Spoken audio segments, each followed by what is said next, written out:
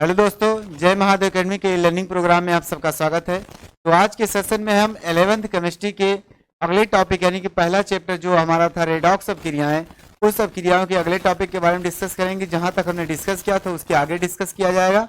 मतलब कि आज डिस्कस किया जाएगा क्या भैया, ऑक्सीकरण अभिक्रिया और अपचयन अभिक्रिया। मेन पॉइंट आपका क्या, ऑक्सीकरण अभिक्रिया अपचयन अभिक्रिया से शुरुआत किया जाएगा। इसके आगे देखते हैं कहाँ तक चलता है। इसके पीछे जो पढ़ाया गया था यानी कि पिछली वीडियो में जो पढ़ाया गया था ऑक्सीकरण संख्या निकालना, ऑक्सीकरण संख्या के अनुप्रयोग बताया गया था, कैसे कैसे कहाँ अनुप्रयोग होता है इसका, है ना। ऑक्सीकरण संख्या अगर ज्यादा होती है तो अम्लीय माध्यम अम्लीय ज्यादा होगा या क्षारीय ज्यादा होगा, यानी अम्लीय गुण ज्यादा होगा या क्षारीय गुण ज्यादा होगा। ये सारी चीजें डिस्कस की गई थी। तो आज के सेशन में हम डिस्कस करेंगे क्या, ऑक्सीकरण और अपचयन अभिक्रियाएं। ऑक्सीकरण अभिक्रिया अलग से देखेंगे, ऑक्सीकरण और अपचयन अभिक्रिया अलग से देखेंगे। किस अभिक्रिया को ऑक्सीकरण अभिक्रिया कहते हैं, किस अभिक्रिया को अपचयन अभिक्रिया कहते हैं, इसके बारे में हम बताएंगे, आज चर्चा करेंगे।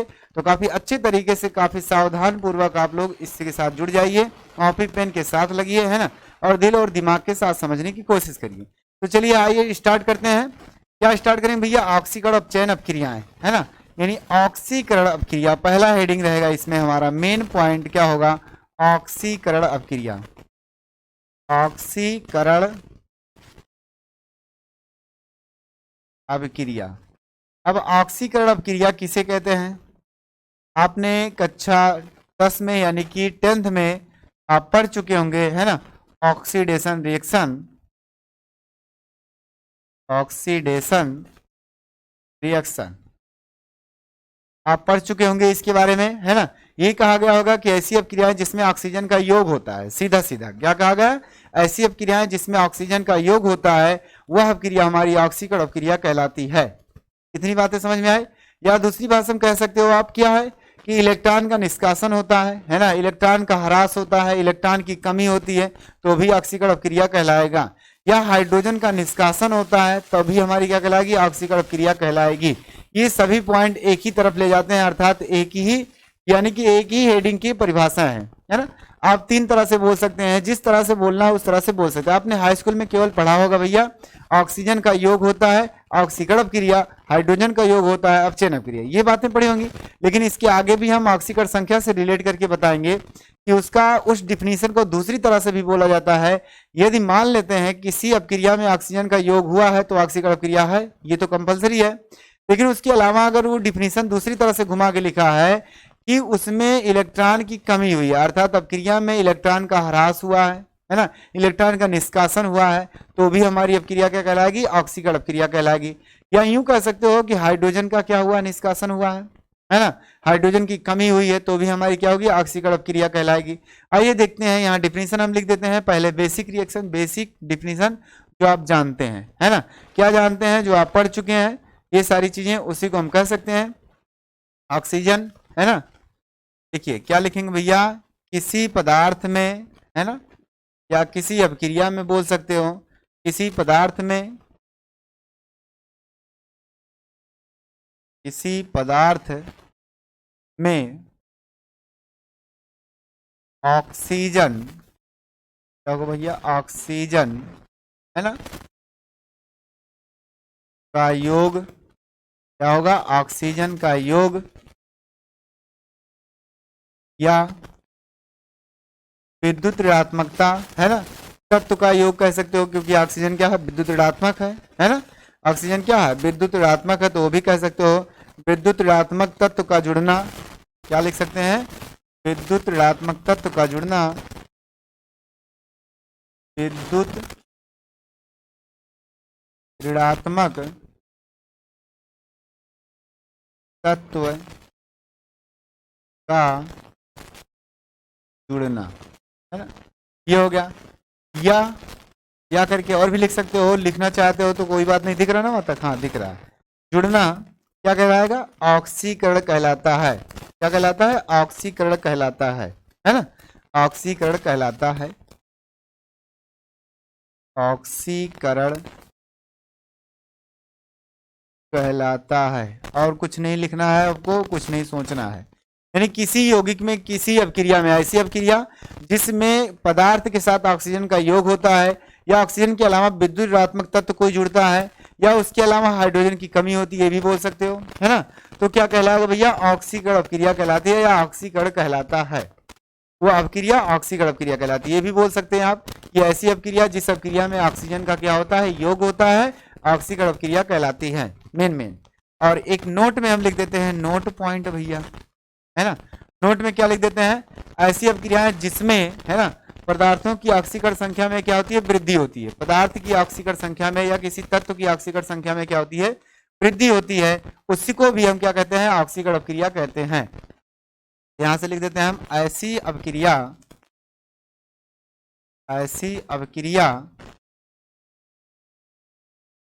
जिसमें तत्व की ऑक्सीकरण संख्या में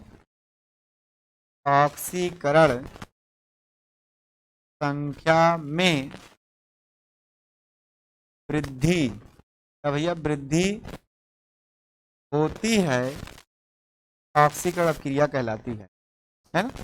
ऑक्सीकरण, इसको डबल इंटरेड कामा के अंदर लिखेंगे हम, ऑक्सीकरण, ये आपके 11th के हिसाब से डिफिनीशन है। ऑक्सीकरण अपक्रिया कहलाती है, कितनी बातें हो गई। ये आपका डिफिनीशन, ये भी डिफिनीशन सही है, ये भी सही है, दोनों डिफिनीशन सही है। आप जो भी याद करना चाहते हैं वो याद कर सकते हैं। तो आइए देखते हैं एग्जाम्पल के तौर पे। अब एग्जाम्पल क्या होगा इसमें, है ना। एग्जाम्पल हमारा क्या होगा भैया, देख लेते हैं। ऑक्सीजन का कैसे कैसे जुड़ना होता है, विद्युत ऋणात्मक तत्व की कैसे वृद्धि होती है, वो भी सारी चीजें देख लेते हैं यहाँ से।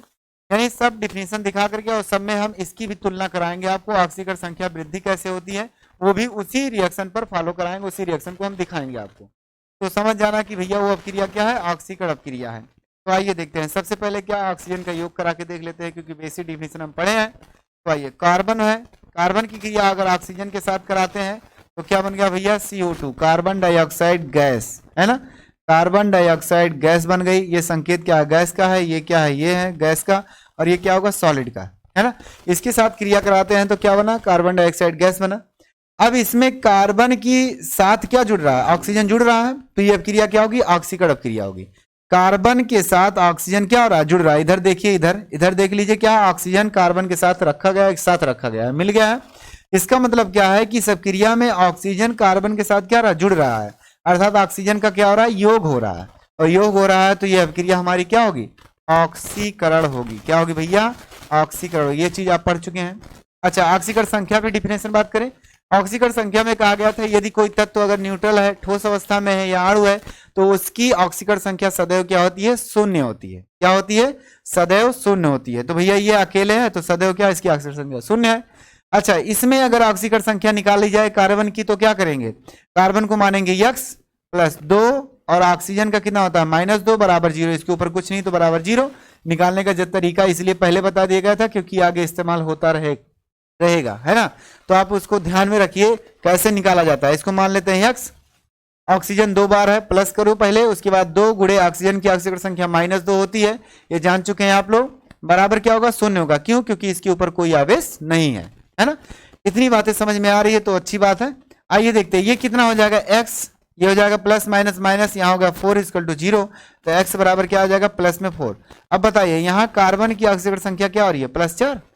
अब बताओ ऑक्सीजन, कार्बन की ऑक्सीकरण संख्या में क्या होती है, वृद्धि हो रही है कि नहीं हो रही है। तो ऐसी अपक्रिया जिसमें तत्व की ऑक्सीकरण संख्या में वृद्धि होती है उसे ऑक्सीकरण अपक्रिया कहते हैं, है ना। तो यही बात है ना, ये इसमें ऑक्सीजन भी जुड़ रहा है और ऑक्सीकरण संख्या में वृद्धि भी हो रही है, साथ साथ दोनों डिफिनेशन इसके ऊपर फॉलो कर रहे हैं। अर्थात ये रिएक्शन जो हमारा होगा वो क्या होगा, ऑक्सीकरण अपक्रिया होगी, है ना। ऑक्सीकरण अपक्रिया होगी। क्या होगी भैया, ऑक्सीकरण अपक्रिया। इतनी बातें समझ में आई। चलिए अगला एग्जाम्पल देखते हैं। इसको नीचे मिटाएं, ये तो समझने के लिए किया था ना।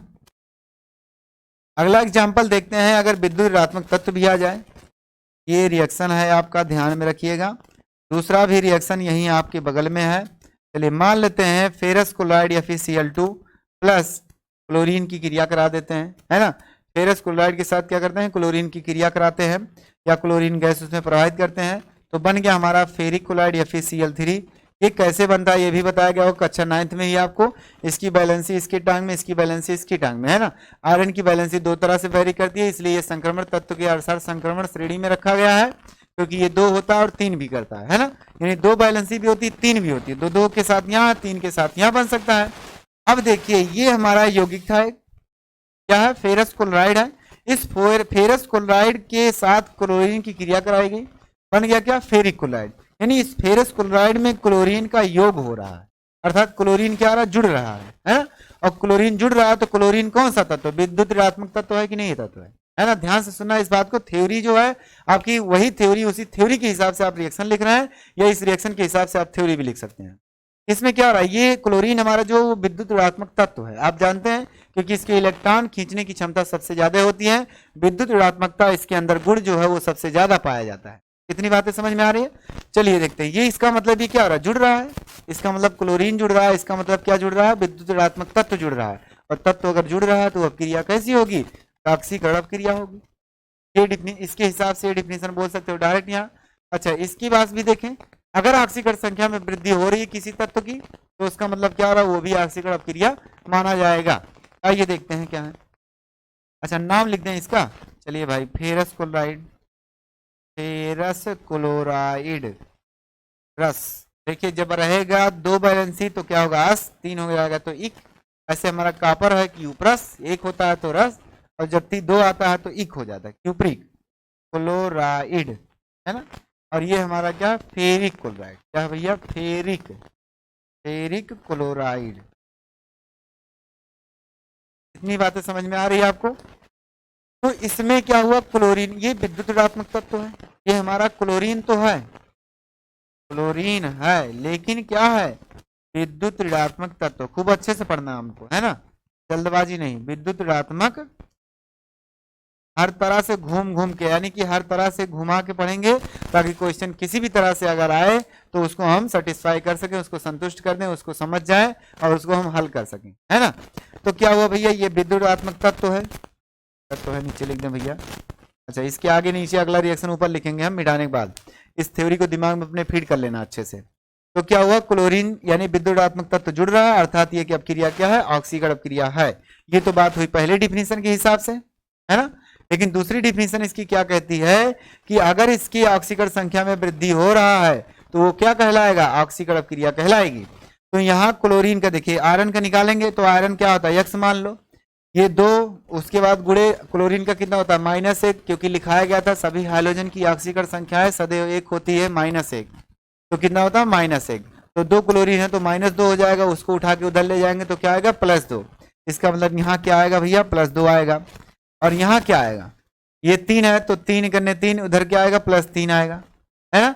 इसका मतलब है यहाँ +2 ऑक्सीकरण संख्या है, यहाँ +3 ऑक्सीकरण संख्या है। ऑक्सीकरण संख्या में क्या हो रही है, वृद्धि हो रही है। इसका मतलब ये भी अब क्रिया क्या होगी, इस डिफिनेशन के हिसाब से ऑक्सीकरण क्रिया मानी जाएगी। इतनी बातें समझ में आ रही है, बहुत अच्छी बात है। इसको नोट कर लीजिए, स्क्रीनशॉट लीजिए, ताकि हम अगला रिएक्शन बताएं। चलिए अगला रिएक्शन बताएंगे, हो गया रिएक्शन। देखिए नीचे देखिए, इस डिफिनेशन के हिसाब से हम बता रहे हैं, ऊपर और रिएक्शन लिखने जा रहे हैं। अभी 1-2 रिएक्शन में काम नहीं बनेगा।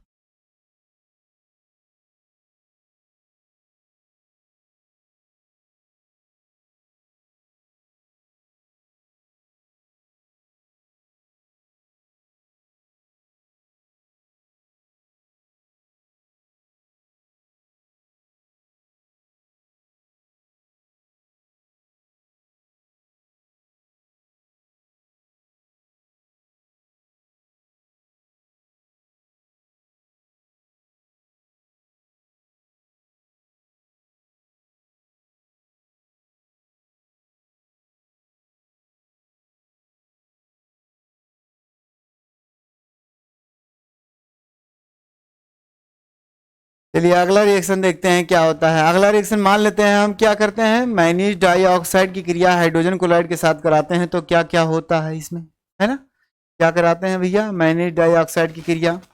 इसमें अब देखना किसका किसके ऑक्सीकरण होगा, किसका नहीं होगा, है ना। जरा इस रिएक्शन को ध्यान से देखना है, इसमें कोई जल्दबाजी नहीं है।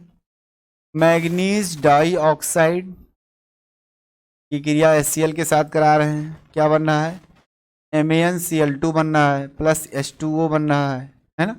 यानी कि पानी भी निकल रहा है और उसके बाद क्लोरीन गैस भी निकल रही है, सीधे सीधे बैलेंस करने के हिसाब से। क्लोरीन गैस भी निकल रही है। अब इसमें देखना है किसका ऑक्सीकरण हुआ है, किसका अपचयन हुआ है। ध्यान से देखिए, अगर मैग्नीज की बात करें हम, तो मैग्नीज का तो अपचयन हो रहा है क्योंकि इसमें से ऑक्सीजन टूट रहा है ना। लेकिन इसकी बात करें अगर हाइड्रोजन की, तो HCl की बात करें तो क्या होता है, इसका ऑक्सीकरण हो रहा है। कैसे हो रहा है देखिए, ऑक्सीजन यानी इसमें इसके साथ, देखिए सिर्फ और सिर्फ इसके साथ हाइड्रोजन की यहाँ देखी जाए बैलेंसी तो कितनी है भैया, +1 है ना।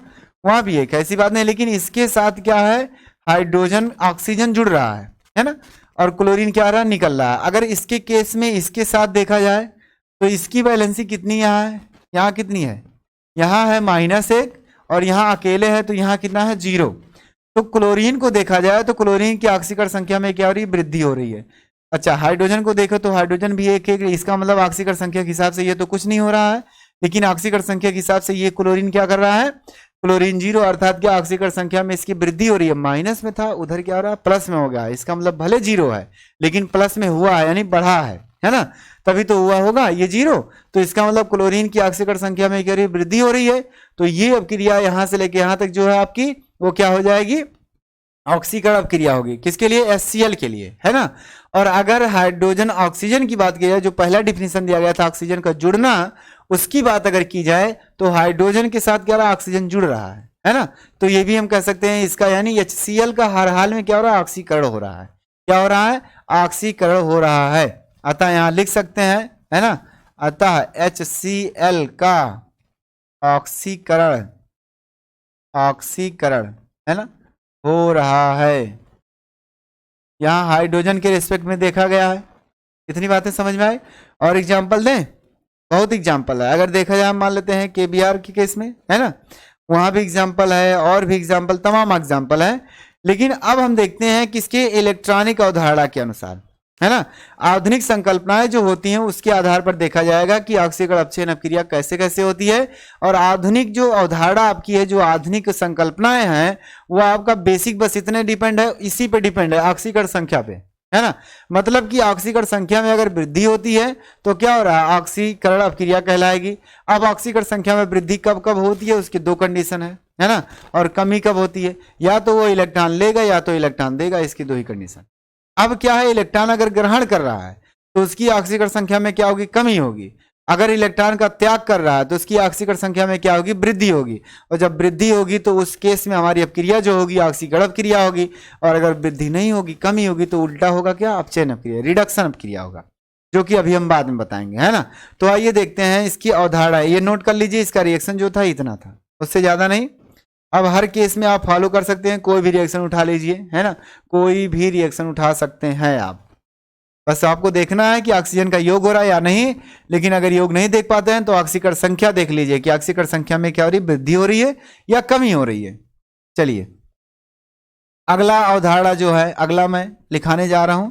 इतनी बातें अगर समझ में आए तो बहुत अच्छी बात। कंसंट्रेट होकर के बाबू लगिएगा, है ना। जो भी पढ़ना अच्छे से पढ़ना, कोई जल्दबाजी नहीं। अगर अच्छे से पढ़ोगे तो शायद इसके आगे जितने भी क्वेश्चन होंगे वो आप लगा सकते हो। अब आपका डिफिनीशन नहीं पूछेगा ज्यादातर कि भैया ऑक्सीकरण अपक्रिया किसे कहते हैं, दे देगा एग्जाम्पल, उसके बाद कहेगा इनमें से कौन सी अपक्रिया ऑक्सीकरण अपक्रिया है। तो आपको जब डिफिनीशन याद रहेगा कॉन्सेप्ट के हिसाब से, तभी तो काम चलेगा। नहीं तो क्या करोगे, कुछ नहीं कर पाओगे। सोचोगे हूं बैठ के क्या हो रहा भैया। तो आपको डिफिनीशन 2-3 तरह से याद रहेगा भैया, तो कुछ भी कर सकते हो। ऑक्सीकरण संख्या में वृद्धि हो रही है तो सीधे कह देना, नहीं हो रही है तो ऑक्सीजन का योग देख लेना। उसके बाद दूसरा कह रहा हाइड्रोजन का निष्कासन भी देख लेना। कहीं रिएक्शन उल्टा दे दिया आपको तब भी समझ जाना ध्यान से। उल्टा का मतलब ये है कि हाइड्रोजन का क्या हो रहा है, निष्कासन हो रहा है, जिसमें ऑक्सीजन का योग नहीं होता है, हाइड्रोजन का निष्कासन होता है, तब भी क्या है, आपका ऑक्सीकरण अपक्रिया ही है ना। चलिए देखते हैं आगे क्या होता है।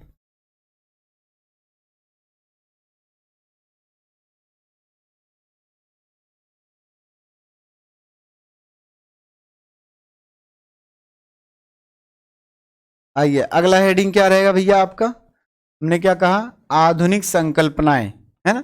आधुनिक संकल्पना के आधार पर क्या होता है, देखते हैं। आधुनिक संकल्पनाएं इस आधुनिक संकल्पनाएं में हम क्या करेंगे, पहला पॉइंट देखेंगे इलेक्ट्रॉन के हिसाब से, अर्थात क्या, इलेक्ट्रॉनिक संकल्पना के आधार पर, है ना। और दूसरा होता है ऑक्सीकरण संख्या संकल्पना के आधार पर। दो ही है डिफिनीशन मेन, क्या है, ऑक्सीकरण, अर्थात इसमें जो दो डिफिनीशन है वो दोनों डिफिनीशन में एक साथ काम चला रहा हूं। देखिए आप, ये पहला हो गया जिसमें कहते हैं इलेक्ट्रॉनिक संकल्पना। इलेक्ट्रॉनिक, वास्तव में दोनों एक ही है लेकिन बस समझने का नजरिया अलग अलग है। इलेक्ट्रॉनिक संकल्पनाएं, संकल्पनाएं, ये हो गया। दूसरा जो आपका है भैया ऑक्सीकरण संख्या संकल्पनाएं, ऑक्सीकरण संख्या क्या संकल्पनाएं,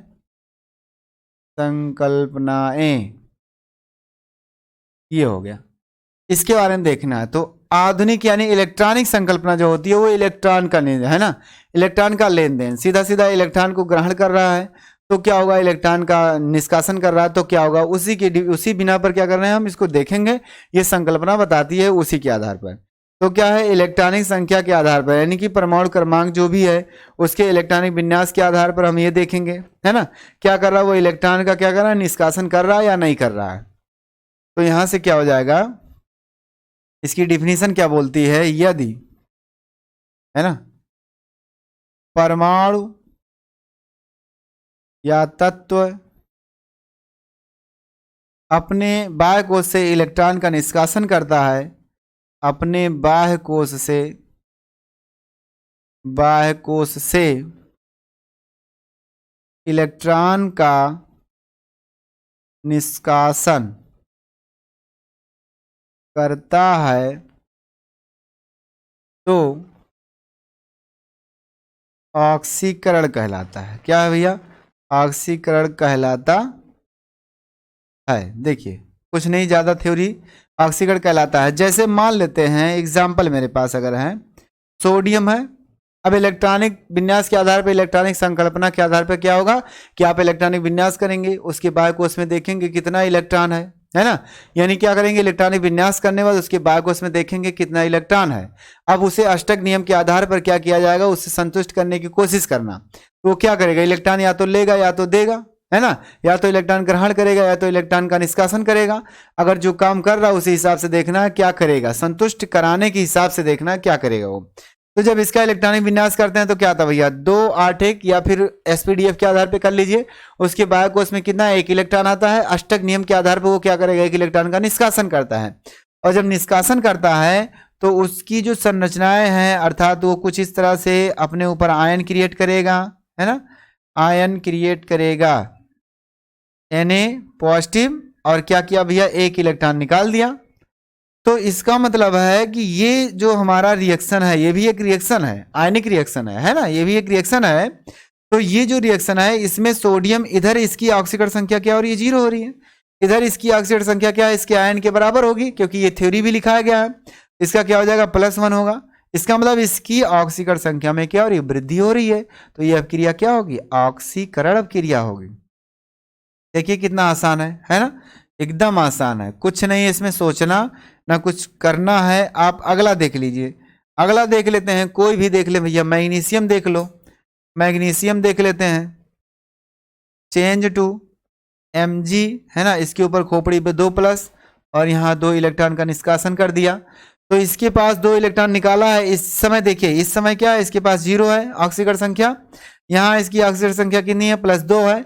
इसलिए हम कह सकते हैं कि ये भी अपक्रिया क्या है, इसकी ऑक्सीकरण संख्या में वृद्धि होती है, इसलिए इसको भी हम कह सकते हैं क्या है भैया, ये क्या है, ऑक्सीकरण अपक्रिया है ना, क्या है, ऑक्सीकरण अपक्रिया है। तो कितना आसान है बताइए, इतना आसान है। अब आपको अगर ये ना आए तो फिर समझिए कुछ नहीं आएगा, है ना, इतना आसान। उसके बाद और भी एग्जाम्पल अगर देना है तो और भी एग्जाम्पल दे सकते हैं आप, और एग्जाम्पल, जितना एग्जाम्पल देना चाहते हैं उतना एग्जाम्पल आप दे सकते हैं, है ना। यही रिएक्शन अगर उल्टा कर देंगे तो अब चयन अपक्रिया बन जाएगी। अब आप चयन अपक्रिया का अगर डिफिनीशन मैं ना लिखाऊं तभी आप लिख सकते हो, सोचो लिख ले जाओगे, है ना, अगर इसको ध्यान से सुने होता, क्योंकि इसी के विपरीत सारा डिफिनीशन जो होगा वो अपचयन का होगा, यानी रिडक्शन का होगा। जितने भी इसके विपरीत पॉइंट होंगे, है ना, उल्टे पॉइंट होंगे, वो रिडक्शन के होंगे। इसका मतलब जो डिफिनेशन है इसका याद होगा, जिसका, है ना, जिसको याद होगा इसका डिफिनेशन, जिसने इसके बारे में समझा होगा उसने अपचयन का ऑटोमेटिकली लिख लिया होगा, है ना। अभी उसको जल्दबाजी में बताएंगे सिर्फ। ये हो गया। अगली बात आती है ऑक्सीकरण अपक्रिया का, है ना, ऑक्सीकरण संख्या संकल्पना। अब सीधा सीधा वही बात है, देखिए हमने क्या कहा, दोनों एक ही तरह से है, बस खाली सोचने का देखने का नजरिया अलग अलग है। यहाँ क्या ऑक्सीकरण संख्या ही तो बढ़ रही है, बढ़ रही है ना। तो ऑक्सीकरण संख्या जब बढ़ रही है, ऑक्सीकरण संख्या के आधार पर इसको हमने क्या कहा कि ये क्या है, ऑक्सीकरण क्रिया है। लेकिन इसको देखा गया कैसे, जब उसके बाह्यकोश में इलेक्ट्रॉनों का निष्कासन किया गया, उसे इलेक्ट्रॉनिक संकल्पना कहा गया, क्योंकि इसकी जानकारी इलेक्ट्रॉनिक विन्यास के आधार पर ली गई, है ना। लेकिन अब इसमें बात आती है तो ऑक्सीकरण संख्या में सीधा सीधा वृद्धि, है ना। इसमें इस नियम के अनुसार, है ना, इसमें ऑक्सीकरण संख्या में क्या होती है भैया, वृद्धि होती है। वृद्धि होना क्या कहलाएगा, दिख रहा है इधर, हाँ दिख रहा है। ऑक्सीकरण संख्या में वृद्धि होना ऑक्सीकरण कहलाता है। क्या कहलाता है, ऑक्सीकरण कहलाता है। इधर ना लिखें, हो जाएगा। ऑक्सीकरण क्या कहलाता है भैया, ऑक्सीकरण कहलाता है ना, ऑक्सीकरण कहलाता है। दिख रहा, हाँ हाँ दिख रहा, दिख रहा। तो ऑक्सीकरण संख्या में वृद्धि होना ऑक्सीकरण कहलाता है, बस सीधा सीधा ऑक्सीकरण अपक्रिया कहलाता है। अब इसमें वो रिएक्शन लिखेंगे जिसमें हमें ऑक्सीकरण संख्या को कैलकुलेट करते हुए चलना है ना। क्या करना है, कैलकुलेट करते हुए चलना है। तो चलिए देखते हैं भैया, अगर मान लें हमारा रिएक्शन जो है, एग्जाम्पल, अभी इसके पीछे एग्जाम्पल दिया गया था, ये FeCl2 लिखा है, चेंज टू, यहाँ Cl2 रख दो और उसके बाद यहाँ लिख दो FeCl3। इसमें है, अब इसमें आपको ऑक्सीकरण संख्या चेक करना है। दूसरा एग्जाम्पल अगर लिख उठा है, hydrogen sulphide H2S, change to ये सल्फर, है ना, और हाइड्रोजन गैस अलग हो गया। इसमें देखा जाए अगर तो क्या होता है, ये अपक्रियाएं कौन सी अपक्रियाएं हैं, तो देखिए इस अपक्रिया में ना तो आपके पास क्या है, हाइड्रोजन, मतलब ना तो ऑक्सीजन जुड़ रहा है, ना तो कुछ दिख रहा है। यहाँ तो क्लोरीन का योग भी नहीं दिखा रहा, आपको अंदर रख के ऐसे चेंज करके दिखा दिया और पूछ लिया ये कौन सी अपक्रिया है। तो इसमें आप क्या चेक करेंगे, ऑक्सीकरण संख्या चेक करेंगे। जैसे इसका कितना होगा भैया, अभी पीछे आया था कितना था, +2, जितना क्लोरीन, क्योंकि क्लोरीन का -1, -2, 2 उधर गया, +2 इधर क्या है, -3, तो +3 हो गया, उधर जाएगा +3। तो ऑक्सीकरण संख्या में इसकी क्या हो रही है, वृद्धि हो रही है। दिख रहा है ना स्क्रीन पर, ध्यान से देखिएगा बाबू, क्वालिटी बढ़ा लीजिए। क्या हो रही है, इसकी ऑक्सीकरण संख्या में वृद्धि हो रही है, अर्थात ये भी क्या है, ऑक्सीकरण अपक्रिया है। तो इसको किसके संकल्पना के आधार पर जाना गया, ऑक्सीकरण संख्या के आधार पर जाना गया, और इसको इलेक्ट्रॉनिक संकल्पना के आधार पर जाना गया था। तो ये अपक्रिया कौन सी अपक्रिया है, ऑक्सीकरण, क्या है, ऑक्सीकरण अपक्रिया है ना। ये हो गया। उसके बाद इसमें देखिए, अच्छा जरा, इसमें सल्फर की ऑक्सीकरण संख्या निकालिए। सल्फर की अगर निकालेंगे तो सल्फर X, इसका हो गया 2 × 2, उसको उठा के उधर ले जाएंगे -2, इसका मतलब है इसकी ऑक्सीकरण संख्या -2 यहाँ आ रही है। और यहाँ अकेले है सल्फर, तो ये अकेले है, तो भैया 0 होगा, क्योंकि ये भी थ्योरी में लिखाया गया है जब ऑक्सीकरण संख्या निकालने के नियम में बताया जाता है तब, है ना। अगले वीडियो यानी कि पिछले वीडियो जो बनाया गया, बहुत बार बताया गया, बहुत बार मैं बोल चुका हूँ, बार बार जितने वीडियो आते गए, जितने में भी आता गया ऑक्सीकरण संख्या को, उसमें हर बार बोलते गए, है ना। जितने भी पॉइंट है सबको एक साथ बोलते गए, कहीं ना कहीं सबका जिक्र होता गया। तो आप ध्यान से सुनेंगे मेरी आवाज़ों को, तब आपको समझ में आया कि हाँ सर वास्तव में आप बोल रहे हैं, ये बातें बोली गई थी, है ना, बार बार आप बोल रहे हैं, उसको रिवीड याद हो जाना चाहिए। आइए देखते हैं यहाँ क्या हुआ, -2 हुआ, और यहाँ क्या होगा भैया, 0, क्योंकि न्यूट्रल है, अकेले है। तो ये जब 0 हो गया तो आप सोचिए जरा कि ऑक्सीकरण संख्या में वृद्धि हुई है कि नहीं हुई है, हाँ हुई है बाबू, है ना, हुई है। -2 से +0 में गया है, इसका मतलब माइनस से प्लस की तरफ बढ़ा है ना। माइनस से प्लस की तरफ जब बढ़ा है तो ऑक्सीकरण संख्या में वृद्धि हुई है, और जब ऑक्सीकरण संख्या में वृद्धि होगी तो क्या कहलाएगा, ऑक्सीकरण अपक्रिया कहलाएगा। क्या कहलाएगा, ऑक्सीकरण अपक्रिया कहलाएगा, है ना। अर्थात ये भी अपक्रिया हमारी क्या है, ऑक्सीकरण अपक्रिया है। क्या है, ऑक्सीकरण अपक्रिया है। तो ये डिफिनेशन समझ में आया आपको, ये थ्योरी समझ में आई। अब इसमें यानी कॉन्सेप्ट आपका जो थ्योरी बोला गया वही थ्योरी हर क्वेश्चन पे लागू हो रहा है। अब आपका क्वेश्चन जो बनेगा, आंसर बनेगा, यहाँ से पूछेगा क्वेश्चन, है ना। आपको थ्योरी नहीं पूछेगा कि भैया ऑक्सीकरण अपक्रिया किसे कहते हैं, है ना, परिभाषा दीजिए। हो गया, पूछ लिया तो पूछ लिया 1-2 नंबर में, नहीं तो नहीं पूछेगा। घुमा के पूछेगा वही सवाल 2 नंबर में, फिर से ये क्वेश्चन देगा अर्थात रिएक्शन देगा, और रिएक्शन में से पूछेगा कौन सी अपक्रिया आक्सीकरण अपक्रिया है, या ऑप्शन बना दिया निम्न में से कौन सी अपक्रिया ऑप्शन अपक्रिया है, मतलब क्या है ऑक्सीकरण अपक्रिया है, और उन 4 ऑप्शन में से कोई एक सही होगा आपका। तो आपके पास क्या है, हर तरह के क्वेश्चन घुमा के देगा, है ना। क्या है, कभी हो सकता है ऑक्सीकरण अपक्रिया में आपको केवल क्या किया जाए, ऐसे करके लिख के दे दें, या ऐसे करके लिख के दे दें, या इस तरह से लिखे, या कहीं ऑक्सीजन का योग करके दिखा दें। तो ऑक्सीजन के योग वाला तो जल्दी पकड़ लेते हैं, क्योंकि भैया जब 9th में 10th में पढ़े हैं तो उनके दिमाग में बस इतने आता है ऑक्सीजन का जुड़ना ऑक्सीकरण अपक्रिया, है ना। अरे खाली उतने नहीं होगा, ऑक्सीजन नहीं जुड़ रहा, देखिए इसका भी जुड़ रहा है तो ये भी ऑक्सीकरण अपक्रिया हो रहा है, जुड़ नहीं रहा टूट रहा तब भी ऑक्सीकरण अपक्रिया हुआ, है ना।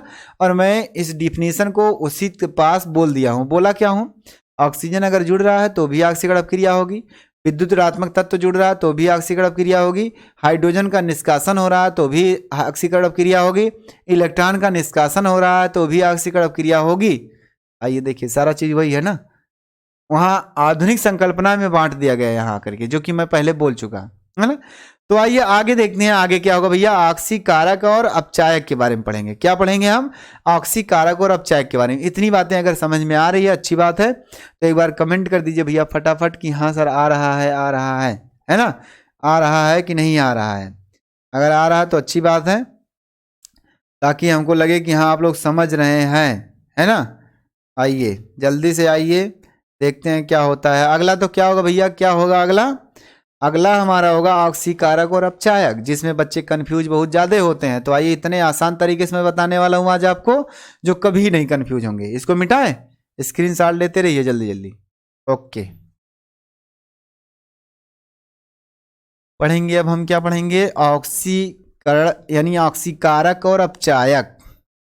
देखिए नाम तो बहुत वैसा है, इसमें सब बच्चे कंफ्यूज होते हैं, कहीं ऑक्सीकरण करते हैं, अपचयन करते हैं, ऑक्सीकारक कहते हैं, अपचायक कहते हैं, अपचयोपचय कहते हैं, रिडॉक्स कहते हैं, कितने नाम इसके हैं। मतलब इंसान एक है, रूप अनेक है ना। इंसान एक, रूप अनेक, काम एक ही है, नाम अलग अलग है इनका। डिफिनीशन सबकी एक ही है, मतलब नाम अलग अलग है। समझना है आपको, बस समझने की नज़रिया बदलनी है। किस तरह से इसको समझा जाएगा भैया, वो हम बताते हैं। देखिए काफ़ी आसान तरीका है।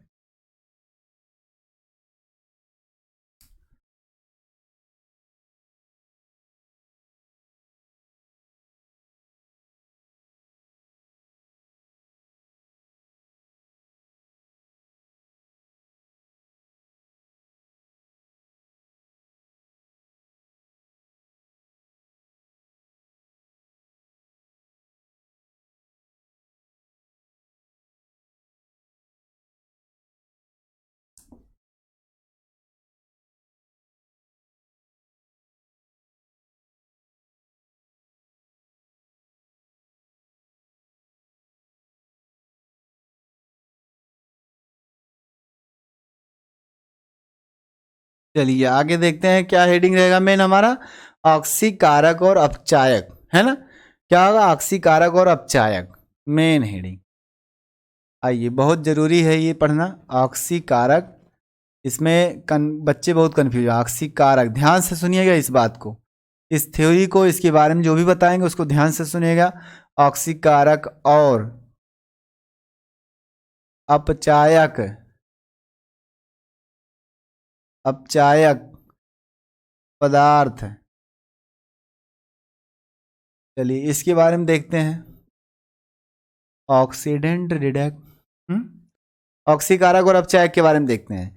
तो ऑक्सीकारक और अपचायक के बारे में सीधा सीधा समझना क्या है भैया, कि ऑक्सीकारक यानी कि ऐसे पदार्थ जिसका अपचयन होता है उसे ऑक्सीकारक कहते हैं, और ऐसे पदार्थ जिसका ऑक्सीकरण होता है उसे अपचायक कहते हैं। ध्यान से सुनना, अपचयन नहीं लिखा है ये, और ना कि ऑक्सीकरण लिखा है ना।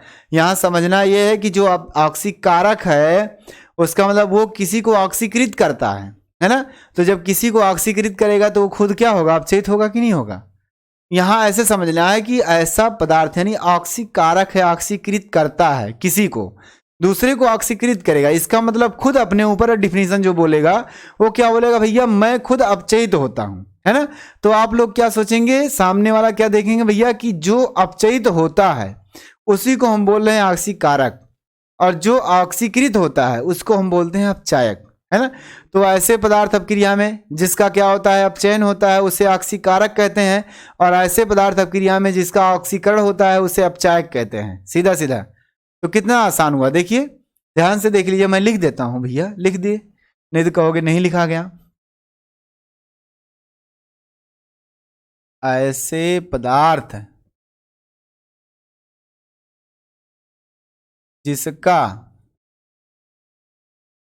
अभिक्रिया में है ना अपचयन होता है, अपचयन होता है, ऑक्सीकारक पदार्थ कहलाते हैं। ऑक्सीकारक पदार्थ कहलाते हैं। ये हो गया, यानी ऑक्सीकारक पदार्थ कहलाते हैं। अभी एग्जाम्पल के साथ हम समझाएंगे आपको, परेशान मत होइए। उसके बाद क्या भैया, अपचयन। ऐसे पदार्थ जिसका अभिक्रिया में, कहाँ अभिक्रिया में तो ही करेंगे, देखेंगे। अभिक्रिया में ऑक्सीकरण होता है, ऑक्सीकरण होता है, अपचायक कहलाते हैं। क्या कहलाते हैं भैया, अपचायक कहलाते हैं, अपचायक पदार्थ कहलाते हैं। ये भी आप बोल सकते हैं। तो क्या कहलाते हैं, अपचायक कहलाते हैं। सीधा सीधा हमने क्या कहा, ऐसे पदार्थ जिसकी अपक्रिया में क्या होती है, अपचयन होता है जिसका, है ना, को क्या कहलाते हैं, ऑक्सीकारक कहलाते हैं। यानी अपचयन ऑक्सीकारक, अर्थात कहने का मतलब है कि अगर हमारा ए है ना बी में बदल रहा है और इसका क्या हो रहा है, यहाँ अपचयन होता है। क्या होता है, अपचयन होता है ना, अपचयन होता है। तो ए जो पदार्थ होगा वो हमारा क्या होगा, ऑक्सीकारक होगा। क्या होगा, ऑक्सीकारक पदार्थ माना जाएगा। इतनी बातें समझ में आ रही है। और अगर हमारे पास ए चेंज टू बी लिखा है और इसमें क्या हो रहा है, ऑक्सीकरण होता है। क्या है, ऑक्सीकरण हो रहा है। ये मैंने क्या लिख दिया, हाँ अपचयन होता है तो ऑक्सीकारक, तो अपचयन हो गया। ऑक्सीकरण होता है, क्या होता है, ऑक्सीकरण अगर होता है तो ए पदार्थ क्या होगा हमारा, यानी ए क्या होगा, तब ए हमारा बन जाएगा यानी अपचायक। क्या बन जाएगा, अपचायक, है ना, अपचायक पदार्थ। समझ में आ रही इतनी बातें ना। तो क्या हो भैया, अपचायक पदार्थ बनेगा। यानी कहने का मतलब है अभिक्रिया होगी आपके सामने और अभिक्रिया में आपको देखना है कि वो अभिक्रिया में कौन से पदार्थ का अपचयन होता है, कौन से पदार्थ का ऑक्सीकरण होता है ना। तो जिसका अपचयन होगा उसे ऑक्सीकारक और जिसका अपचयन मतलब जिसका ऑक्सीकरण होगा उसे अपचायक। अब चलिए मान लेते हैं कि हम एग्जाम्पल देते हैं आपको, है ना, एग्जाम्पल देते हैं कि आपके सामने एग्जाम्पल तो बहुत सारे हैं लेकिन मैं लिख के दिखाता हूँ क्या होगा, किसका कैसे होगा, है ना। तो आइए देखते हैं, इसको मिटाएं। चलिए मिटाने की बात नहीं है, यहाँ बगल में लिख देते हैं एग्जाम्पल। एग्जाम्पल क्या होगा, एग्जाम्पल तो बहुत सारे हैं लेकिन ऐसे ही छोटे छोटे एग्जाम्पल पहले शुरुआत करेंगे आपको, है ना। मान लेते हैं हम विस्थापनीय अपक्रिया दे रहे हैं, हाइड्रोजनी विनिमयकरण दे रहे हैं, अपक्रिया NaI plus Cl2 change to NaCl plus I2, है ना। ये अपक्रिया है। अब इस अपक्रिया में देखना कौन अपचायक का काम कर रहा है, कौन ऑक्सीकरण का काम मतलब ऑक्सीकारक का काम कर रहा है, कौन अपचायक है कौन ऑक्सीकारक है। तो हमें क्या करना है, ऑक्सीकरण और अपचयन अपक्रिया देखना है। तो ऑक्सीकरण अपक्रिया देख लो, अपचयन अपक्रिया ऑटोमेटिक पता चल जाएगी। अब देखिए यहाँ, देखिए यहाँ तो सोडियम को मत देखना क्योंकि सोडियम का यहाँ भी +1 है, यहाँ भी +1 है। आप हाइड्रोजन को देखिए, यहाँ हाइड्रोजन क्लोरीन जो है वो यहाँ 2 है और यहाँ +1 के अकॉर्डिंग क्या होगा, ये -1 है ना। इसकी ऑक्सीकरण संख्या में क्या हो रही है, कमी हो रही है। तो ये क्या है भैया, यहाँ जा रहा है तो क्या हो रहा है, अपचयन हो रहा है ना। अपचयन क्या है, अपचयन अपक्रिया है। उसके बाद क्या है, इधर देखिए यहाँ क्या है, -1 है और ये क्या हो रहा है, 0 हो रहा है। इसका मतलब यहाँ से लेके यहाँ तक क्या हो रहा है, ये ऑक्सीकरण हो रहा है। क्या हो रहा है, ऑक्सीकरण हो रहा है। तो जब ऑक्सीकरण हो रहा है तो क्या होगा, इस केस में देखिए क्लोरीन का अपचयन हो रहा है तो क्लोरीन किसका काम करेगा, किसका काम करेगा बताओ जल्दी से। अपचयन होता है ऑक्सीकारक का, है ना, अपचयन होता है ऑक्सीकारक का। क्लोरीन का अपचयन हो रहा है, इसका मतलब ये क्या किसका काम कर रहा है, ऑक्सीकारक का, है ना। यहां से लिखेंगे अतः, अतः क्लोरीन का, है ना, अपचयन होता है, अपचयन हो रहा है, हो रहा है तब, है ना। क्लोरीन एक ऑक्सीकारक पदार्थ है, क्लोरीन एक ऑक्सीकारक, क्या भैया, ऑक्सीकारक, है ना, ऑक्सीकारक पदार्थ है, ये हो गया। अच्छा आयोडीन की बात करें, और आयोडीन का क्या हो रहा है, ऑक्सीकरण हो रहा है। तो देखिए ऑक्सीकरण अगर हुआ तो क्या होगा, अपचायक होगा। तो आयोडीन का ऑक्सीकरण हो रहा है, और आयोडीन का क्या हो रहा है, ऑक्सीकरण हो रहा है, ऑक्सीकरण, है ना, हो रहा है तब जो हमारा आई होगा, आयोडीन होगा, एक किसका काम कर रहा है, अपचायक का काम कर रहा है। किसका भैया, अपचायक का, है ना, अपचायक पदार्थ है, तब आयोडीन एक अपचायक पदार्थ है। इतनी बातें समझ में आई, नोट करते रहिए। देखिए कितना आसान है एकदम, है ना। अभी और एग्जाम्पल दे रहे हैं, आपको छांट के बताना है, तमाम एग्जाम्पल हैं यहाँ, बहुत से एग्जाम्पल हैं। आइए देखते हैं कौन कौन सा है, कैसे कैसे है, किस केस में है ना, तो उसको भी देख लेते हैं भैया। मान लेते हैं अगर हमारे पास, इसको मिटाएं, चलिए नोट हो गया, स्क्रीनशॉट अगर ले चुके हैं तो मैं मिटा रहा हूं इसको जल्दी जल्दी।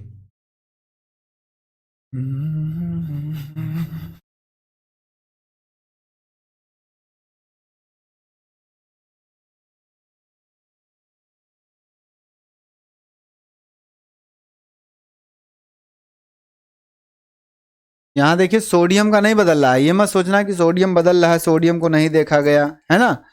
सोडियम की ऑक्सीकरण संख्या कुछ नहीं बदल रही है, +1 यहाँ भी था, +1 यहाँ भी है, केवल हाइड्रोजन का क्या हो रहा है, संख्या बदल रही है। इसलिए उसी हाइड्रोजन को देखेंगे हम, उसी हाइड्रोजन में तुलना करेंगे कि कौन सा ऑक्सीकारक है, कौन सा अपचायक है। तो ऑक्सीकारक और अपचायक करने के लिए हमें ऑक्सीकरण और अपचयन अपक्रिया देखना है ना। तो ऑक्सीकरण और अपचयन अपक्रिया तो वही डिफिनीशन है, मैं लिखाया नहीं तो आप लोग समझ जाइए उसको, क्योंकि ऑक्सीकरण अगर समझ गए तो उसके विपरीत में क्या होता है, अपचयन अपक्रियाएं होती है ना। ऑक्सीकरण अपचयन अपक्रिया होती है, ध्यान से देखिएगा, उसको समझिएगा। ऑक्सीकरण का मतलब समझ गए, ऑक्सीजन का जुड़ना, अपचयन का मतलब ऑक्सीजन का टूटना, है ना। यानी कि ऑक्सीकरण अपक्रिया में ऑक्सीकरण संख्या में वृद्धि होगी, और अपचयन अपक्रिया में ऑक्सीकरण संख्या में क्या होगी, कमी होगी। यही बात है भैया, तो इसी को देखते रहना। ये डिफिनीशन भले नहीं लिखाया गया है आपको, तो आप अपने दिमाग में उसको दौड़ाते रहिए कि अगर ऑक्सीकरण होगा तो दूसरा वाला क्या होगा भैया, अपचयन होगा, है ना। एक ऑक्सीकरण हो रहा है तो अपचयन दूसरा होगा। चलिए यहां से तो क्लोरीन किसका काम किया, ऑक्सीकारक का, और आयोडीन किसका काम किया, अपचायक का, है ना। क्योंकि आयोडीन की ऑक्सीकरण संख्या में वृद्धि हो रही थी और क्लोरीन की ऑक्सीकरण संख्या में क्या हो रही थी, कमी हो रही थी।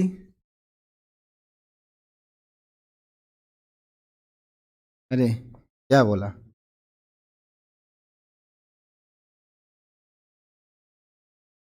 चलिए अगला हेडिंग क्या होगा हमारा, अगला हेडिंग की और एग्जाम्पल दें अभी। चलिए एक एग्जाम्पल देते हैं, आप लोग से पूछते हैं क्या होता है उसमें, है ना, क्या करना है और क्या होगा।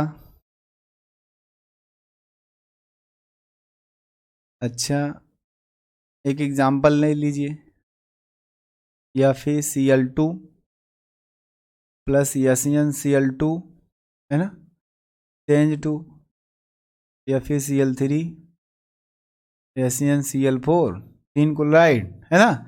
इसमें किसका अपचयन हो रहा है, किसका ऑक्सीकरण हो रहा है, तो कौन ऑक्सीकारक का काम करेगा, कौन अपचायक का काम करेगा, बताओ जल्दी से।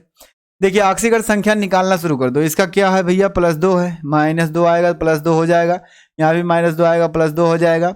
यहाँ क्या हो रहा है, -3, है ना। हम क्या कर दिए भैया, ज़्यादा तो नहीं कर दिए, उल्टा हो गया, है ना। यहाँ 3 कर दो, या SnCl4,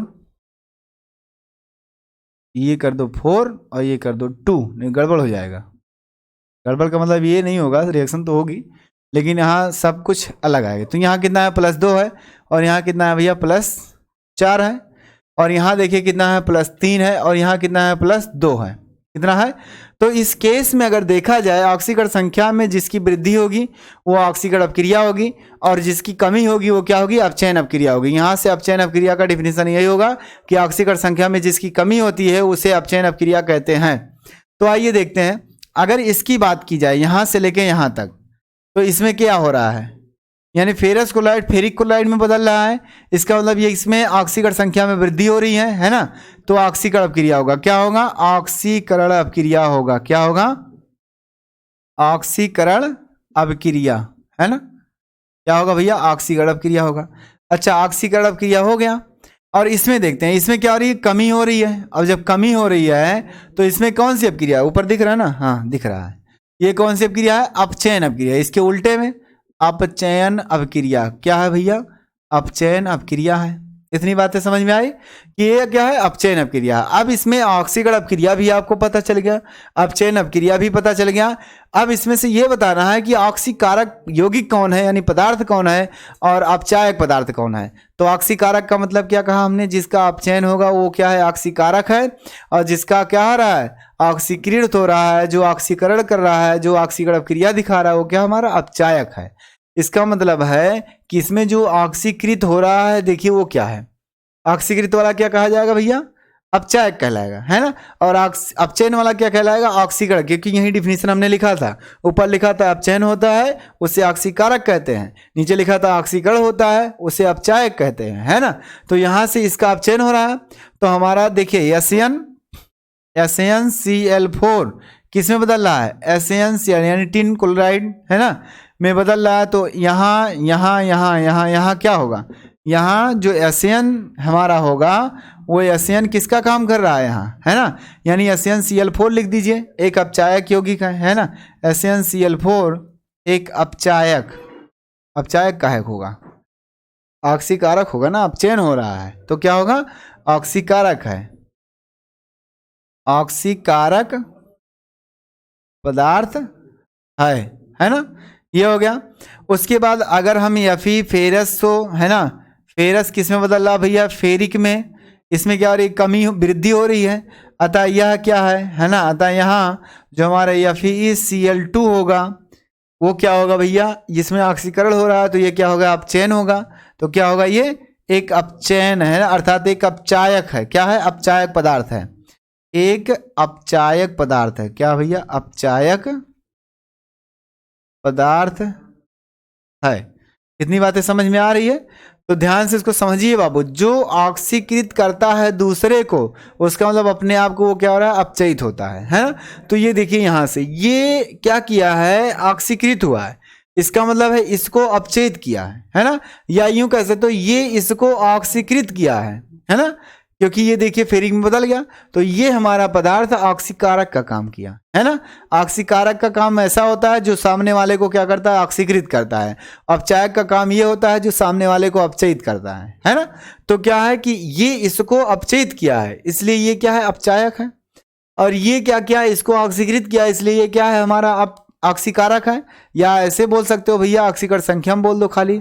ये बात नहीं समझ में आ रही है, बार बार बोल रहे हैं तो दोबारा देख लो कि ऑक्सीकरण संख्या में अगर वृद्धि होती है, या कह सकते हो जिस उत्पाद का, जिस पदार्थ का ऑक्सीकरण होता है उसे अपचायक कहते हैं, है ना। क्या कहते हैं यार, है ना, क्या कहते हैं, अपचायक कहते हैं। सही बात है, यानी कि जिसका क्या होता है, ऑक्सीकरण होता है अपचायक कहते हैं, और जिसका क्या होता है, अपचयन होता है उसे ऑक्सीकारक कहते हैं। यानी अपक्रिया में जिस पदार्थ का अपचयन होता है उसे ऑक्सीकारक कहा जाता है। इतनी बातें समझ में आए तो इसका स्क्रीनशॉट लीजिए जल्दी से, है ना। उसके बाद आगे हम बताते हैं भैया, आगे बताएं क्या होगा, है ना, आगे बताते हैं क्या होगा। इतनी बातें समझ में आ गई। अच्छा, और एग्जाम्पल अगर दे दें, और एग्जाम्पल दें, चलिए और एग्जाम्पल ले लीजिए भैया, और एग्जाम्पल है, क्योंकि जितने ज़्यादा एग्जाम्पल करेंगे उतने ज़्यादा आपको समझ में आएगा। मान लेते हैं फेरस क्लोराइड लिखा है प्लस पोटेशियम आयोडाइड लिखा है, चेंज टू, है ना। अब चेंज टू में क्या हो जाए, मान लेते हैं हम क्या बना दें भैया, ये फेरिक क्लोराइड लिखें, चलो फेरिक क्लोराइड लिख दो। इसके साथ क्रिया किया, ये बना ferrous chloride plus KCl potassium chloride, और आयोडीन अलग हो गया, है ना। इसमें अब आपको पकड़ना है कौन हमारा ऑक्सीकारक है, कौन अपचायक है ना। तो यहाँ से देखिए, यहाँ से देखिए, ध्यान से देखिए, ये फेरिक क्लोराइड किस में गया है? फेरस में, है ना। यहाँ इसकी ऑक्सीकरण संख्या में क्या हो रही है? कमी हो रही है।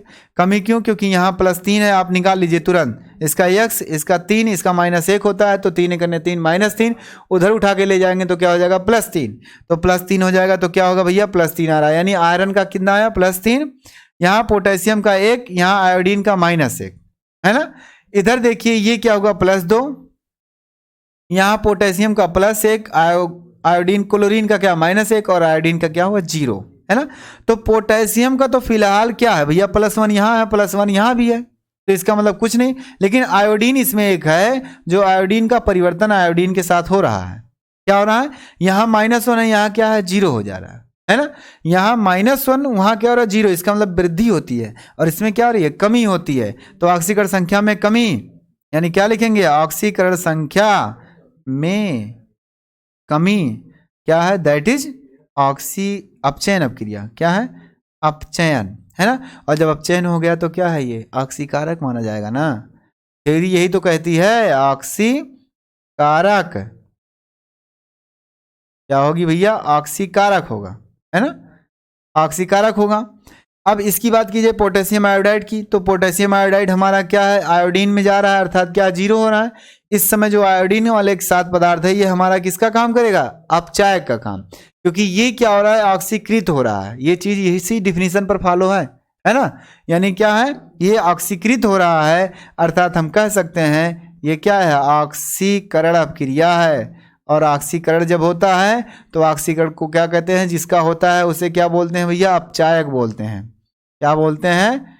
अपचायक पदार्थ, है ना। क्या बोलेंगे? अपचायक पदार्थ बोलेंगे। समझ में आ रही ना? दिख रहा है? हाँ, अच्छे से दिख रहना चाहिए, साफ साफ दिखना चाहिए, कोई दिक्कत नहीं होनी चाहिए। तो क्या हुआ? हमने क्या कहा कि ऑक्सीकरण संख्या में जिसकी वृद्धि होगी या जिसका ऑक्सीकरण होगा, है ना, उसे क्या बोलते हैं भैया? अपचायक बोलते हैं। और जिसका अपचयन होता है उसे ऑक्सीकारक बोलते हैं। तो हमारे पास किसका है भैया? इसका अपचयन हो रहा था, इसलिए इसको ऑक्सीकारक बोल दिए FeCl3 को। और पोटेशियम आयोडाइड जो हमारा था उसको क्या हो रहा है? ऑक्सीकृत हो रहा है, तो उसमें से क्या, उसे क्या बोलेंगे? अपचायक पदार्थ बोलेंगे। इतनी बातें समझ में आई? अब अच्छे से छांट कर लें, है ना। क्या है क्वेश्चन? अब क्या आता है इसमें से? आपको दे देगा रिएक्शन, उसमें से पूछेगा निम्न में से कौन अपचायक है ना, और कौन ऑक्सीकारक है, ये पूछता है। तो आपको क्या देखना है? वही देखना है, ऑक्सीकरण और रिडक्शन अपक्रिया, है ना। यानी ऑक्सीकरण अपचयन अपक्रिया देखना है। अगर ऑक्सीकरण अपचयन अपक्रिया समझ में आ गया आपको, तो वहां से पकड़ लेना भैया, जिसका अपचयन होगा वो हमारा क्या होगा? ऑक्सीकारक होगा, और जिसका ऑक्सीकरण होगा वो हमारा क्या होगा? अपचायक होगा, है ना। तो इधर ही देखना है, उधर नहीं देखना ज्यादातर, है ना।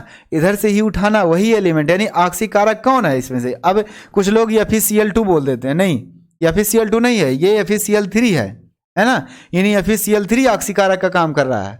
किसका काम कर रहा है? ऑक्सीकारक का काम। यानी FeCl3 किसका काम कर रहा है? ऑक्सीकारक का, क्योंकि इसी का अपचयन होता है ना। थ्योरी जो कह रहा है उसके अंदर अर्थ निकालने की कोशिश करना बाबू। कहा है जिसका ऑक्सीकरण होता है, तो जिसका ऑक्सीकरण होगा, है ना, उसको हम बोलेंगे, क्या बोलेंगे? अपचायक बोलेंगे। और जिसका अपचयन होगा उसको हम क्या बोलेंगे? ऑक्सीकरण बोलेंगे, है ना, सॉरी ऑक्सीकारक बोलते हैं। तो यहां से इसी का तो अपचयन होता है इसमें, तो हमारा FeCl3 जो है वो क्या है? ऑक्सीकारक है। और पोटेशियम आयोडाइड जो है, आयोडीन, हमारा यहाँ क्या हो जाएगा भैया? वो क्या हो जाएगा? अपचायक, है ना, अपचायक होगा। क्यों? क्योंकि उसका ऑक्सीकरण होता है। यहाँ बच्चे कंफ्यूज होते हैं, गलतियां करते हैं, इसको उठा के लिख देते हैं, है ना। तो ये नहीं करना आपको, इसी साइड में रिएक्टेंट की तरफ ही देखना, अभिकारक की तरफ ही देखना है। उसको देखना है कि ये दूसरी तरफ जब जा रहा है तो ये क्या हो रहा है। अगर उसकी अपचयन हो रहा है, अगर नहीं है कि उसकी ऑक्सीकरण संख्या में कमी हो रही है, इसका मतलब ये क्या हो रहा है? अपचयित होता है। और जो अपचयित हुआ वो ऑक्सीकारक बन गया, है ना। और जिसका ऑक्सीकरण हुआ, अस्कान जो कि ऑक्सीकृत हुआ, जो वो क्या बन गया? हमारा अपचायक बन गया, है ना। तो ये चीज ध्यान से सुनना, इस चीज को दिमाग में रख के अच्छे से कैलकुलेट करना। उसकी बाद देखते हैं क्या होता है अगला। अगला जो ऑक्सीकारक अपचायक पदार्थ का तुल्यांकी भार, है ना। अब इसका तुल्यांकी भार कैसे निकलेगा? सीधा सीधा ये नोट हो गया, ज्यादा कुछ नहीं करना, बस थोड़ा सा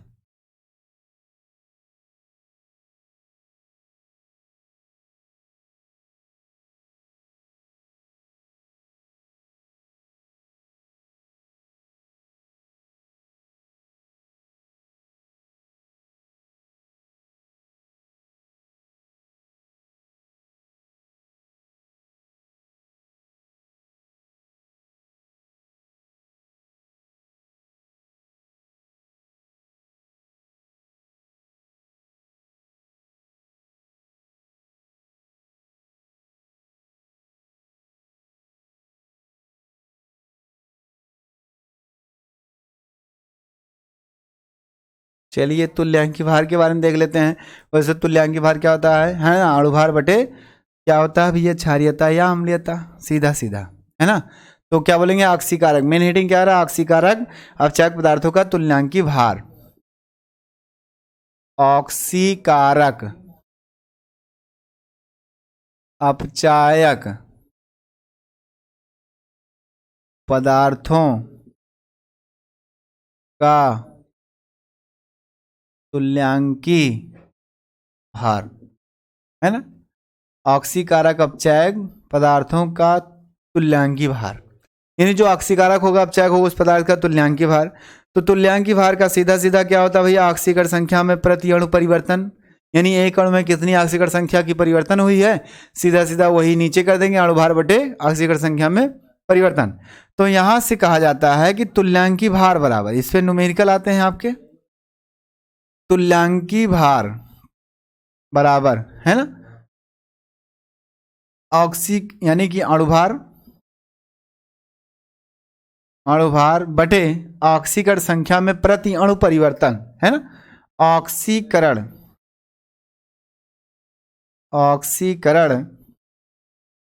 संख्या में प्रति अणु क्या होगा भैया, परिवर्तन, है ना, परिवर्तन, ये हुआ आपका तुल्यांकी भार। यानी कि किसी पदार्थ का, चाहे ऑक्सीकारक वाला हो चाहे अपचायक वाला हो, अगर उसका तुल्यांकी भार निकालना है तो आपको देखना है उसका अणुभार रखेंगे ऊपर, और बटे नीचे क्या होगा, ऑक्सीकरण संख्या में जो परिवर्तन हो रहा है एक अणु के हिसाब से, यानी प्रति अणु के हिसाब से कितना परिवर्तन हो रहा है ना, वो नंबर लिख देंगे बस। जैसे एक का ऑक्सीकरण संख्या में एक की वृद्धि होती है या एक की कमी होती है तो क्या होगा, एक लिखा जाएगा, दो की होगी तो दो लिखा जाएगा, तीन की होगी तो तीन लिखा जाएगा, है ना। इस तरह से वो लिखा जाता है और कुछ नहीं किया जाता है। इसके हिसाब से आगे अगर देखा जाए, है ना, मान लेते हैं परिवर्तन जो रहा है यहाँ यन अणु है, अगर यन अणु है तो या, है ना, माना यन अणु में, है ना, ऑक्सीकरण संख्या परिवर्तित होती है, या यन अणु हो तो बस ऐसे लिख दो, यन अणु हो, तब क्या होगा भैया, तुल्यांकी भार बराबर, ऊपर लिखेंगे क्या जो लिखा है, अणुभार, और बटे ऑक्सीकरण संख्या में परिवर्तन, ऑक्सीकरण, है ना, संख्या में परिवर्तन गुणे n, है ना, यही तो हो गया, जितने अणु होंगे भैया उतने ऑक्सीकरण संख्या में परिवर्तित होगी, बस ये हो गया। इसके हिसाब से इस फार्मूले पे क्या आता है, न्यूमेरिकल आता है, सीधा सीधा कितना आता है, न्यूमेरिकल आता है, उसको देखना है क्या होगा। अब जैसे एक न्यूमेरिकल यहीं बगल में जगह है ना, हाँ जगह है, ये यहीं लगा देते हैं हम, उधर दिख रहा है, हाँ। क्वेश्चन क्या होगा, क्वेश्चन में अगर मान लेते हैं ऐसे दे दिया, क्या है, ammonia amine hydroxide change to N2O, है ना, नाइट्रोजन ऑक्साइड या नाइट्रस ऑक्साइड में, हो गया, दिख रहा है ना, हाँ दिख रहा है। में क्वेश्चन क्या कहता है भैया, क्वेश्चन क्या कहता है इसमें, और क्या होता है भैया, NH2OH का तुल्यांकी भार कितना होगा, है ना, में NH2OH का तुल्यांकी भार, है ना, तुल्यांकी भार उधर दिख रहा है कि नहीं दिख रहा, बराबर sign of question mark. Solution जो होता है सीधा सीधा तुल्यांकी भार बराबर क्या होता है, अणुभार बटे इसकी ऑक्सीकरण संख्या में प्रति अणु परिवर्तन, कितने अणु हैं नाइट्रोजन के, उधर कितने अणु बन रहे हैं, दो अणु हो रहा है, तो प्रति अणु परिवर्तन जो होगा वो एक होगा, मतलब दो होगा, है ना। ऑक्सीकरण संख्या में जो इसकी परिवर्तन हो रही है उधर दो अणु आ रहा है, तो यहाँ क्या होगा भैया, दो हो जाएगा, है ना, दो हो जाएगा। और अणुभार जो होगा वो आपका क्या होगा, अणुभार आपको निकालना है, इधर अणुभार कितना होगा, इधर देखिए नाइट्रोजन का कितना होगा टोटल, अणुभार निकालना आपको बताया गया होगा, नहीं अगर बताया गया तो मैं निकाल के बताता हूँ। तुल्यांकी भार बराबर, तुल्यांकी भार, है ना, बराबर अणुभार बटे ऑक्सीकरण संख्या गुणे n, है ना, ये होता है। तो यहां से देखिए अणुभार कितना होगा, सोडियम नाइट्रोजन है, नाइट्रोजन का होता है 14, प्लस हाइड्रोजन कितने हैं, 2 और 1 3 है, 3 हो गया, प्लस ऑक्सीजन का होता है 16 बटे इसकी ऑक्सीकरण संख्या में परिवर्तन जो हो रहा है, ऑक्सीकरण संख्या में परिवर्तन, यहाँ कितना है जरा देख लो एक मिनट के लिए, है ना। यहाँ जो है वो कितना आएगा आपका, देखिए 2, और यहाँ कितना भैया इसका एक 3, है ना, और ये कितना हो जाएगा, तो यहाँ से लिख देंगे x + 3 और -2, है ना, बराबर क्या होगा 0। यहाँ हो जाएगा इसका क्या -1, -1 आएगा, उठा के उधर ले जाएंगे। यहाँ कितना आएगा 2 यहाँ है, उधर -1, 1 यहाँ भी आएगा, यानी एक ही का परिवर्तन हो रहा है, सीधा सीधा 1 आता है, इधर भी 1 आया उधर भी 1 आया, है ना। अगर नहीं दिख रहा तो मैं इसको साफ लिख दूं थोड़ा सा बड़ा। ऑक्सीकरण संख्या आप निकाल लीजिए, NH2OH का मतलब नाइट्रोजन X मान लो, है ना। यहाँ 2 और 1 इसका 3 हो गया, यहाँ ऑक्सीजन का माइनस कितना होता है भैया, माइनस कितना होता है, -2 ही तो होता है, तो 3 और 2 घटेगा +1, इसको उठा के ले जाएंगे -1, यहाँ उठाएंगे 2x, इसको होता है -2, उठा के ले जाएंगे उधर +2, 2 से डिवाइड होगा +1, तो एक ही परिवर्तन हो रहा है ना, एक का परिवर्तन हो रहा है, तो कितना हुआ इसमें 2 अणु है, तो एक का परिवर्तन, तो 1 × 2 यानी 1 × 2 ये हो जाएगा आपका। अब इसको जोड़ लीजिए, टोटल पूरा मान लीजिए, है ना, 6 3 9 4 3 हो गया, यहाँ से 2 3 33 आ गया, है ना। इतना आया, कितना आ गया भैया 33 आ गया, है ना। तो अब लिख लीजिए, देखिए 6 3 9 9 4 13 3 हो गया, उसके बाद क्या हुआ 1 और 2 और 1 3, है ना, ये हो गया 2, इतना आएगा आंसर, ग्राम प्रति मोल बटे इतना हो गया। यानी कि इस तरह से इसको कैलकुलेट, इसको नोट कर लीजिए, आपके बुक में नहीं मिलेगा तो ये इसको देख लीजिए, इस पर सवाल आते हैं, आपको 12th में भी मिलेगा, है ना।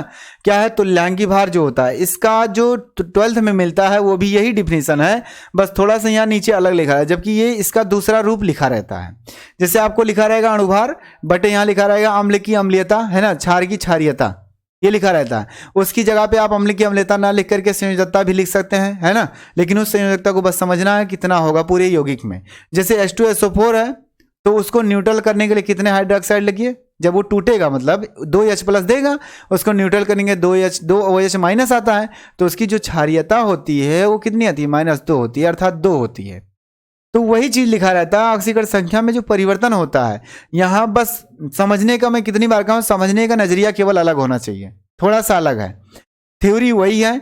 यहाँ अणुभार बटे ऑक्सीकरण संख्या में प्रति अणु परिवर्तन लिखाता है, और जब वही तुल्यांकी भार निकाला जाएगा आपको इंटर में मिलेगा, तो अणुभार बटे क्या हो गया तुल्यांकी, अर्थात क्या है अम्ल की क्षारीयता और क्षार की अम्लीयता लिखी जाती है।